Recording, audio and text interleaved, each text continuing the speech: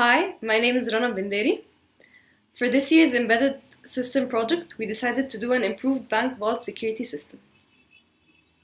Banks have a lot of security procedures to pass in order to interact with the system or manage any transaction. These security procedures are indispensable. However, sometimes they create problems if one human mistake occurs. Banks cannot handle false alarms indicating false breaches. The bank will go through expensive and very time-consuming procedures.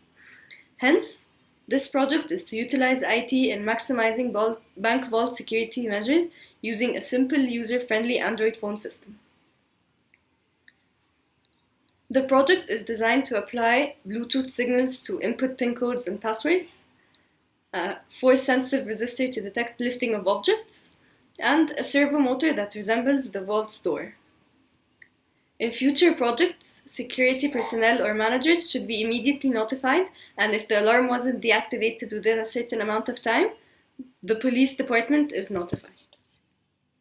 Hi, my name is Nesreen, and I'll explain how did we set up the project. The idea of the project is to send a Bluetooth signal from a phone to the Arduino board. This signal is to activate or deactivate the system. I'll explain what each signal means.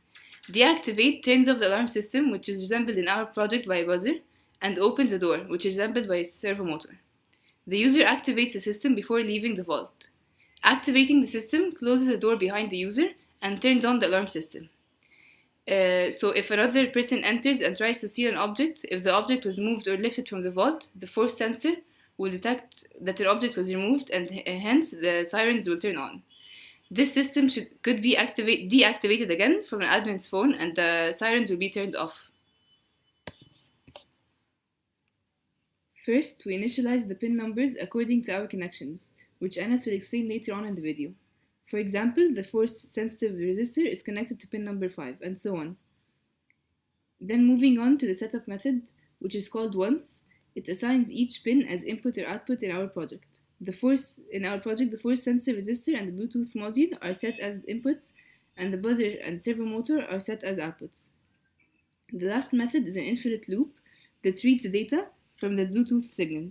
If the user sends a D, which deactivates the system, the buzzer is turned off by calling a method noTone, and the door is opened by changing the variable position, which refers to the door's angle. Else, the door closes. After that, we check if the system is activated, and the force sensor reads a value greater than 300, which means that the object was lifted. The buzzer is turned on using the predefined method tone. Setting up the Bluetooth module was very tricky. We had to make sure that the wires of the Bluetooth module were disconnected while uploading the program on the Arduino. Moreover, we had to handle the conversion of the data received to integers and set the RxD as input and the TXD as output. Hi, I'm Ashraf. Rana and Nesreen have previously discussed the coding part, which they were responsible for. I will be discussing the part related to the wire connections and the sensors we used. The first sensor we will be discussing is the Bluetooth module. It is used to send and receive data from our Android app. It has 4 pins, the RxD, TXD, ground, and VCC. RxD is the receiver's pin. It is connected to the transmitting pin on our Arduino board, and the transmitter's pin is connected to the receiver's pin on the Arduino board. Second of all, the servo motor. It is used to simulate the door as it opens and closes. Third of all is the buzzer. We use it to simulate the alarm system in the bank. And fourth of all is the force-sensitive resistor.